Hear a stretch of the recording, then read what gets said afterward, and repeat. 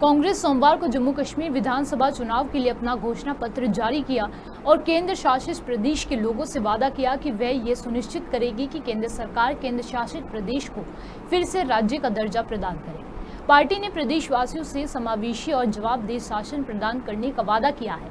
हाथ बदलेगा हालात नामक घोषणा पत्र में हालांकि अनुच्छेद 370 पर कुछ नहीं कहा गया।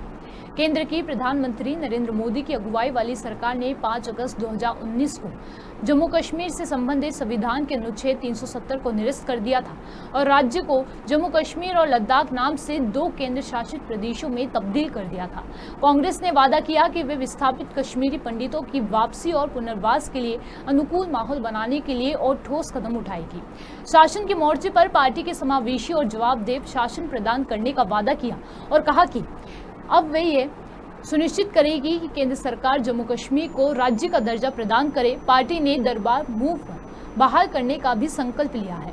पार्टी ने कहा कि सर्दियों के दौरान 6 महीने के लिए सत्ता की सीट जम्मू में स्थानांतरित की जाएगी और गर्मियों में इसे वापस श्रीनगर में लाया जाएगा।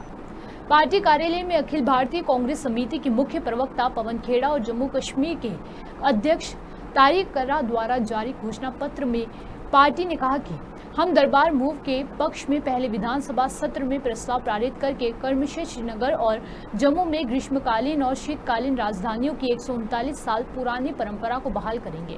पार्टी ने नौकरियां, सरकारी अनुबंधों, भूमि आवंटन और प्राकृतिक संसाधन रियायतों के लिए जम्मू और कश्मीर में रहने वालों को पहली वरीयता देने का भी वादा किया है। कांग्रेस के घोषणा पत्र में कहा गया कि हम भ्रष्टाचार पर एक श्वेत पत्र लाएंगे और पिछले 10 वर्षों में कथित रूप से घोटालों को शामिल अधिकारियों के खिलाफ सभी आरोपों की जांच के लिए पहले 100 दिनों के भीतर एक लोकायुक्त नियुक्त करेंगे।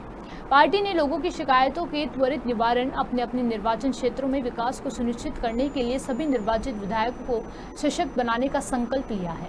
कांग्रेस ने विस्थापित कश्मीरी पंडित समुदाय की सुरक्षित और सम्मानजनक वापसी तथा पुनर्वास के लिए अनुकूल माहौल बनाने के लिए और ठोस कदम उठाने का वादा भी किया है।